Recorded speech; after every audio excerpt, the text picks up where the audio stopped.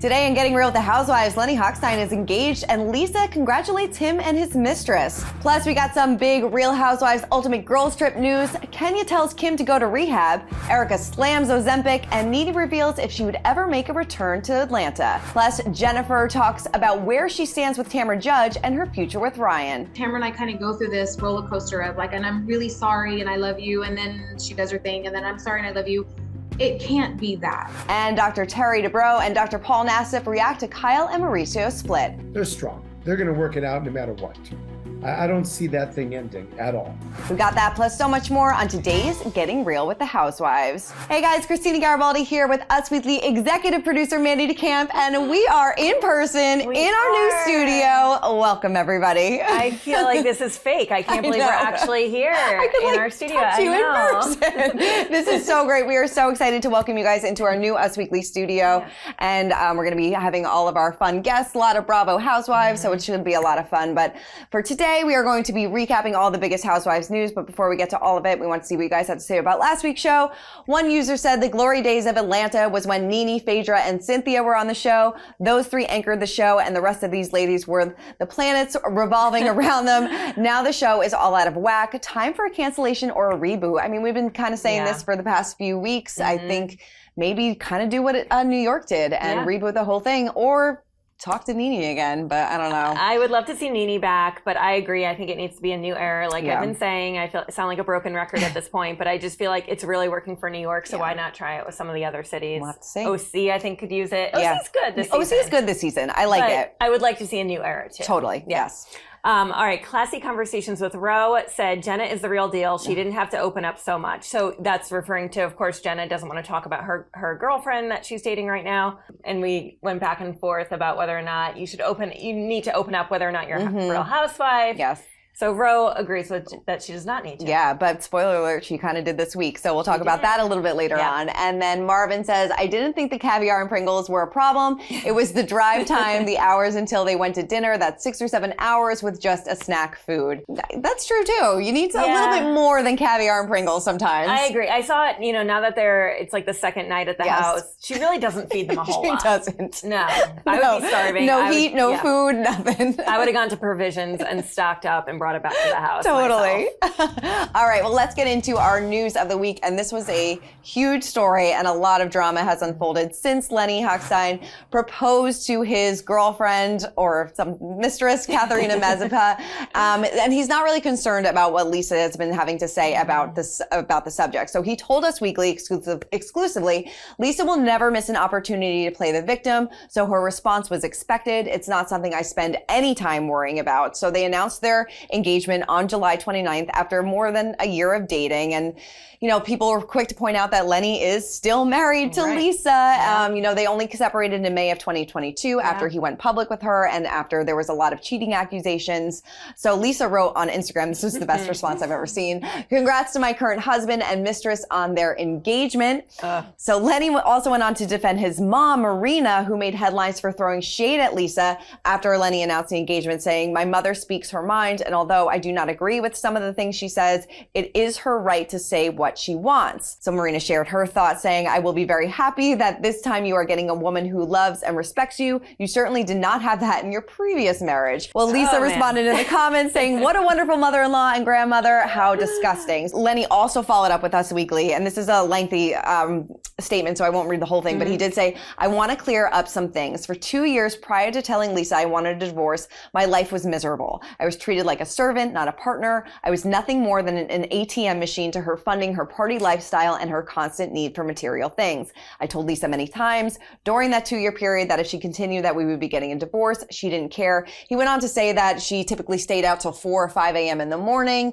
The day that he told her that they were getting a divorce, she came home at 8 a.m. and he said that that was the last straw. So if you remember the hot mic moment on Miami when he basically said, yeah, I have a mistress. Yeah. This is insane to me. It's insane. I feel like, I don't know if Bravo's ever had a better booking or casting for Housewives than Lisa Hackstein and Lenny. Yeah. Like, these two just don't hold back. They do not care. Yeah. They will say anything and everything publicly. It's insane. But also, why was she out till 4 or 5 a.m.? Like, what was she doing? How old is she?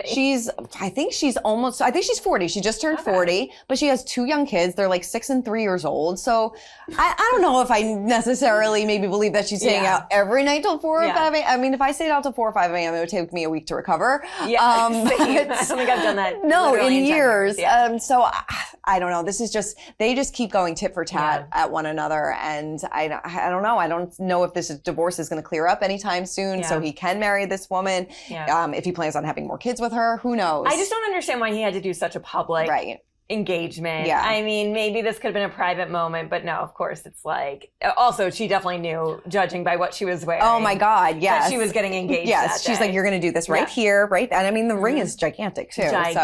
So, I don't know. Well, we wish them the best. We just can't trust either one of these two. You know, like, take everything with a grain of salt, whether it's Lenny saying it or Lisa saying it. Yeah, so, totally.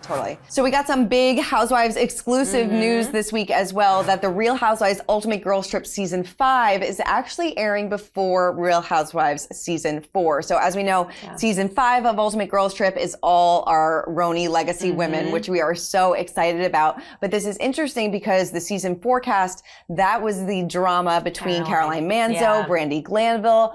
I wonder if they have to put that on the back burner because of like legal issues. But I'm kind of curious if it's never going to air. Yeah. I mean, if it was that serious and if the legal battle is still going on, it's possible that won't air. Yeah. But I'm fine with it because I really want to see this RHONY so legacy. excited. I want to see Kelly Ben-Simone. I want to see all of our favorites come back. Dorinda, Luann. It's gonna be, it's Estonia. It's gonna be so good. I cannot wait for that one. And it makes more sense to me because the women actually know each other. Like, the idea of Ultimate Girls Trip is fun because it is a mix of all the different cities.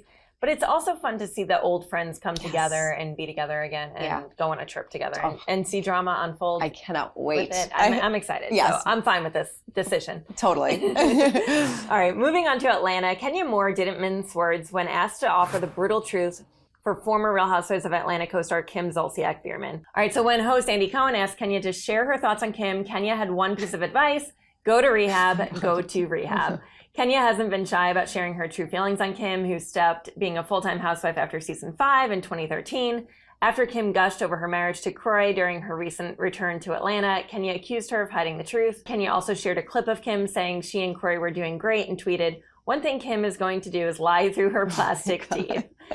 During the same dinner, Kim threw major shade at Kenya, saying the bitch is still alive when Cherie mentioned Kenya's name. So Kenya wasn't happy about the comment, calling it truly evil. After the July 9th episode aired, she tweeted, "I'm not a Kim Zolciak fan, but I never kicked her when she was sorry is down. Learning of her divorce, foreclosure, repossessions, gambling accusations, unfit mom claims, and canceled show. Now begging Bravo TV and producers to come back to Atlanta." Tell us how you really feel. Yeah, she does not hold back. No, she does not hold back. And I guess she would not be very happy if Kim returned to Atlanta. But maybe it would spice things up, and maybe it's what Atlanta needs. Maybe what it is. Yeah. I mean, imagine that. Kenya, NeNe, Kim, Sheree, like, you know, the legacy, the OGs. That's maybe what we need. All right. Well, Erika Jayne is shedding light on how she's shedding pounds. So, and she's shutting down those Ozempic rumors because I guess if you lose weight nowadays, everybody just assumes you're on Ozempic. If you're a housewife, yes. So, she was a guest on Watch What Happens Live with Andy and showing her slim figure. She looked great in this black tank top, matching pants. So he said that she was looking like a whisper of herself. Well, she said, "Yes, I did come down in weight and I did it hormonally." Andy commented, "Not Ozempically?" Well, she said that she's actually going through menopause and that was the root cause. And that left her guest, Jackie Hoffman, a bit skeptical, saying, "Who loses weight in menopause?" So despite their disbelief, she did say that it was natural. She also pointed out that she didn't want the discussion about body image to trigger anybody at home, saying, "We had this conversation in Beverly Hills and we have a cast member with an eating disorder," of course, referring to a Crystal Minkoff, who has been candid about her eating disorder struggles. But I mean, she does look really good, but I don't know. I mean, I guess I would have to look into whether menopause causes weight loss. Yeah, I mean, I think it affects everyone differently, as does Ozempic, the people who are taking it. I mean, it is kind of odd now that anyone who loses weight, we have to say, "Did you take it with Ozempic?" Yeah. You know, I feel like it's a little odd. I know you talked to Dr. Terry Dubrow and Paul Nassif about this week, and they really defended Ozempic. Oh my God, they said it's better, listen to this, better than Botox, better than liposuction, better than a breast augmentation, pretty much better than, and then all rolled into one. He said that this is like a breakthrough drug, that it's going to be in our waters eventually. Like I don't know if I believe that, but yeah. I mean, he was all about it. And he said, you know, we got to stop shaming people for using this, but it did seem like this is a drug that people should use if you're obese. But yeah, it seems like, you know, under the right circumstances, for sure. Obviously, we're not doctors. Consult your doctor. Please consult your doctor. Don't listen to us. Do not listen to us. But I feel like what they were basically saying is people are just hearing Ozempic and immediately giving it a negative connotation, whereas it could really help some people. Totally, so. 100%. Yep. All right. Well, NeNe Leakes is opening up about her experience with her fallout from Andy Cohen. She was in negotiations to return to Atlanta season 13, but the parties failed to reach an agreement, and she later sued the network over Cohen's unfair treatment, a suit that she dropped in 2022. Yeah. A year after Leakes dropped the suit, she is opening up about the reasons she had to leave the show, and it's because she felt she wasn't getting fair treatment. She said this in an interview with Carlos King on Reality with the King. She said, I'm unhappy that I got 6 episodes. Shouldn't I get more than 6 episodes? Why is it a phase out when there's other girls who are not the same complexion as me and started as an original housewife? Reflecting on everything, Leakes said she's always been open to having a conversation with NBC. And even after all that transpired, she still respects them for what they do in the television landscape. She said, I want you to know that I've always been from day one very open to sitting down and having a conversation to figure out how to work anything out, how to move forward, how to just anything that we could do to just move forward. I've always been very open to that. I can't say that the other side has been that way. On returning to Atlanta, Leakes said, if I had to go back, it would be 100% for the fans. The check is not a bad check, although I think my check should be bigger. The check is not a bad check. I want to know what that check is. I want to know what that check is too. Yeah. I wonder, but like, you know, as great as it would be for the fans and for the franchise, I wonder if like she's kind of a liability now, if like you don't know what's going to happen. Like, I mean, she said that she has no bad feelings towards Andy, but I don't know if maybe they would even want to work with her anymore in the future. I know. And I feel like Andy's going to have a trouble moving past this. I think so too. And I think he was really hurt about this too, because he mentioned that. He's like, NeNe and I were very close. I mean, she's one of the original housewives, and I don't think he expected this relationship to go south like it did. I don't either. Well, speaking of relationships going south, we caught up with Dr. Terry Dubrow and Dr. Paul Nassif. They talked about what they think of Kyla and Mauricio's split and Heather's upcoming tough season. Take a look. Terry, I spoke to some of the ladies from Real Housewives of OC, and they said that, you know, by the end of the season, Heather kind of finds herself a little isolated from the group. Do you agree with that? And what kind of happened, and how did things shift for her this season? You know, I don't know why Heather seemed to get so isolated from the group. I know that Heather is one of the most caring, wonderful, unfortunately, sensitive people you could ever meet, but she's got so much love and so much absence of hate that it's unfortunate that she feels and felt isolated. Hopefully, as the season goes on, things will get a little bit better, and they've got some very serious things to work through at the reunion. But for example, with her and Tamra, they're in a tough spot. I know they've been texting, and I can tell you something. There is a lot of, at the base of their relationship, there's pure love. So I think there is a lot to work through, but I'm hoping they can figure it out and go back to where they were, because they are fundamentally really, really nice people and really good friends. Yeah. Dr. Nassif, have you spoken with Kyle or Mauricio? I don't know if you're still friends with them. Obviously, there's some big news of them kind of going through a rough patch in their relationship. And what was kind of your reaction to that? I did reach out to Kyle. You know, I just said, hey, I'm here if you need me for anything. Obviously, because I love the two of them. And she actually was very, appreciative and thankful, and called me usual, thank you, Buttercup. That's what you used to call me on the Housewives back then. Buttercup. And Mauricio, how busy he is. I know he was on a few different podcasts, so I've not spoken to him, but I was dealing with him a lot, when I had my house up for sale. And I got to tell you, I never knew that they were going through a rough patch. And listen, I mean, I don't know what type of rough patch they were going through, are going through. I don't know any of that, but I got to tell you that since knowing them for a long time, especially back in the days of beginning of Housewives, they, besides Lisa and Ken, have a very strong marriage together.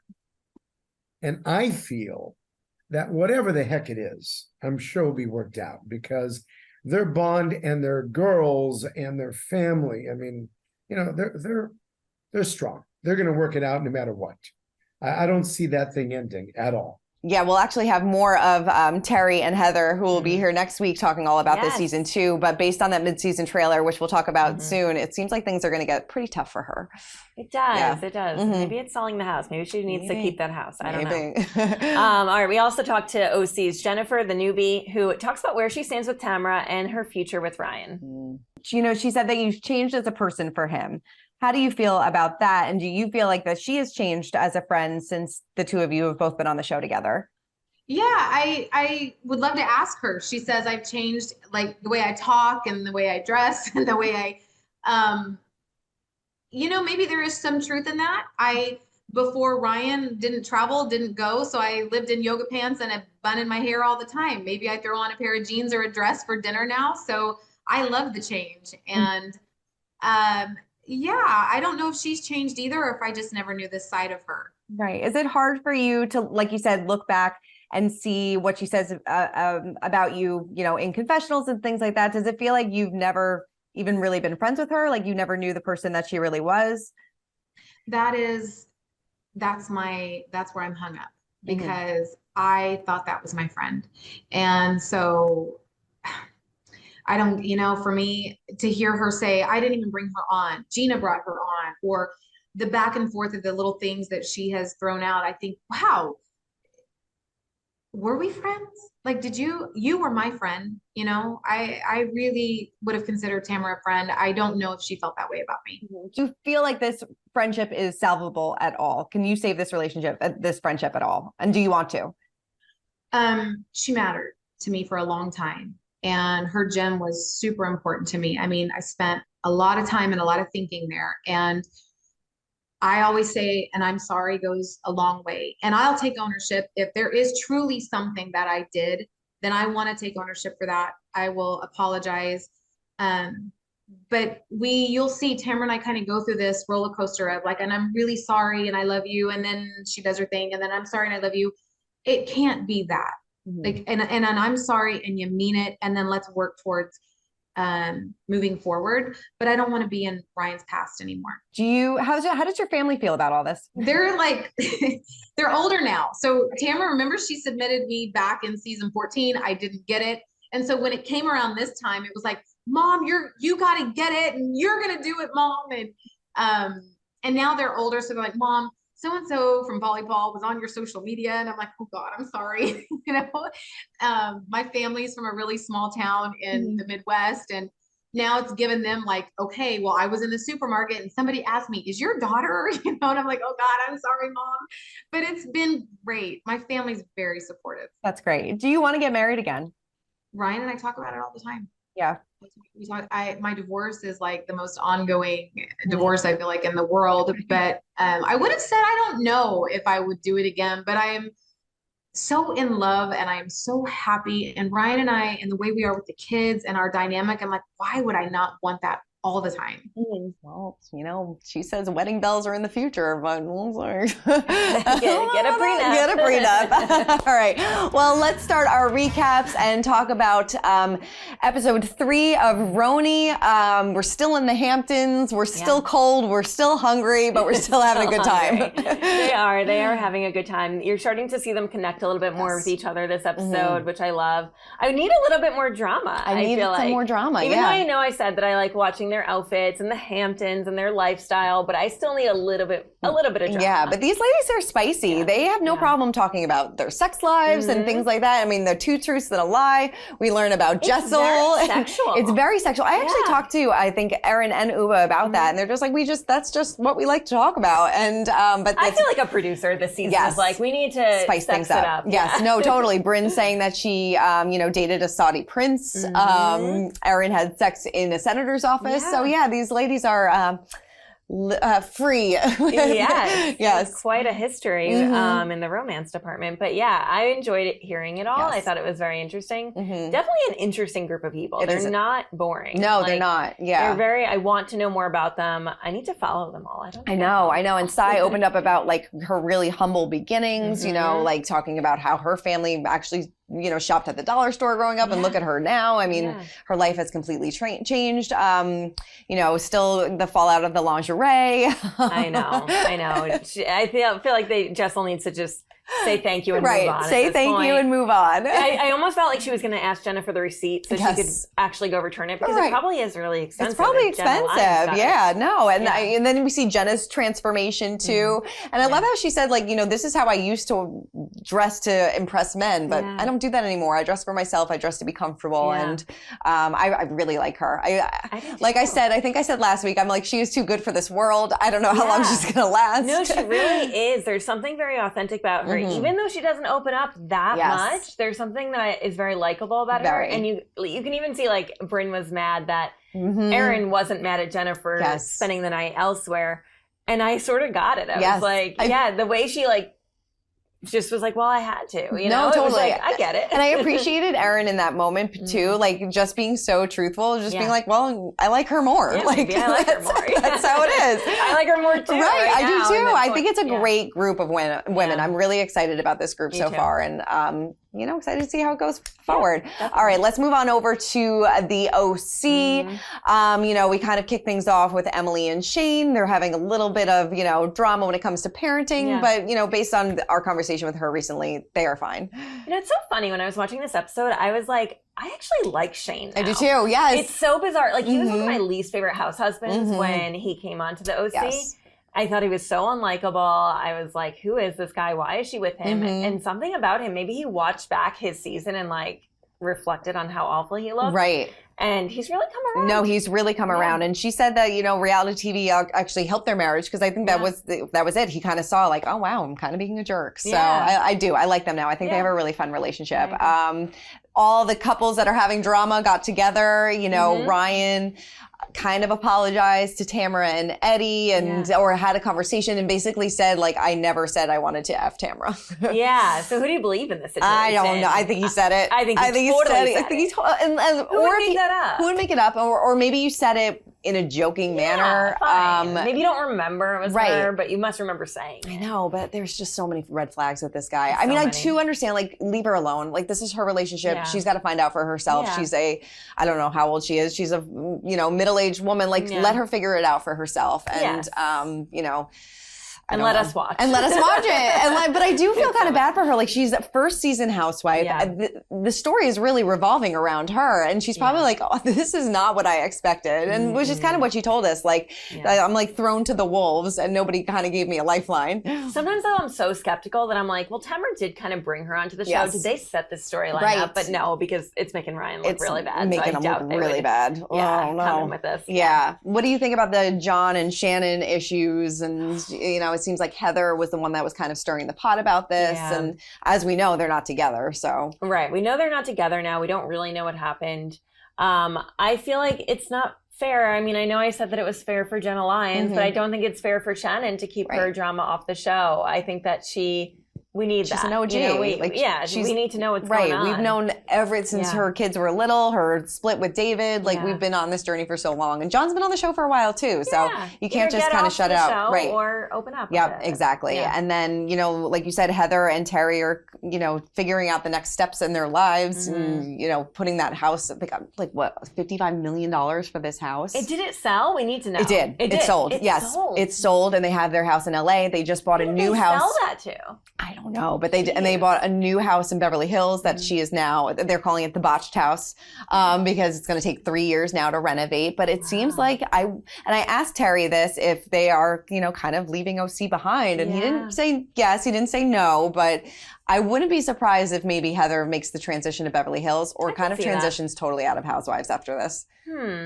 I feel like she's going to do it, but I feel like she could be on Beverly Hills. Totally. And it seems like she has a really tough, based on the mid-season trailer, she's kind of in an island all by herself by the end of this. If the rest of the season does go as poorly as it looks for her, maybe she would transition. I don't know, but the mid-season trailer looks good. It looks excited. So good. It's pretty good this season. It's good this season. It's good this season. One that's not good is Atlanta. I'm sorry. I just can't get into it. We're still in Portugal. We're still in Portugal. Marlo and Drew do kind of come to blows, and Ralph gets involved, texting Marlo being like, why are you talking about me? And when the house husbands have to get involved like this, I don't know, it just feels messy messy. It feels kind of like unauthentic. I don't know. Yeah. It kind of feels like everybody's like kind of checked out and just being like, let's hurry this season along. But or trying to create drama where there isn't any. Yeah. Yes, I totally agree with you. But Drew's divorce is going to play out in the next few episodes. So I mean, bad for her. I know, bad for her, good for us. All right, let's get into our social spotlight of the week. Mine did go to Jenna Lyons because she did reveal her girlfriend on Instagram. She is dating this photographer. It looks like they are really happy together. They're on vacation, and I just hope that she didn't feel pressured to do this. Oh, she definitely felt pressured to do right? it. Yeah, I think so. I think so too. But she seems happy, so that's all that matters. Yeah. Mine goes to Teresa and Melissa Gorga. They seem to be almost competing with each other. They're both on vacation. One's in Mykonos, one's in Capri, and I feel like one posts, the other posts. Yes. One posts, the other posts. They're posting selfies of their wardrobe. They look amazing. They do. It looks like they're having a great time, but it just is funny to see them posting their vacations side by side. Dueling vacations. Yeah, I love it. vacations. All right. Well, that is it for this week's episode of Getting Real with the Housewives. Let us know in the comments. Are you Team Tamara, Team Jennifer in this whole big mess? Are they treating Jennifer a little bit unfairly this season? Your thoughts on RHONY. Let us all know all your thoughts all the time. So keep commenting, keep subscribing, and we'll see you guys next week. Bye. Bye. For more news, content, and exclusive interviews, make sure to hit the sub, like, and bell button down below and visit usmagazine.com.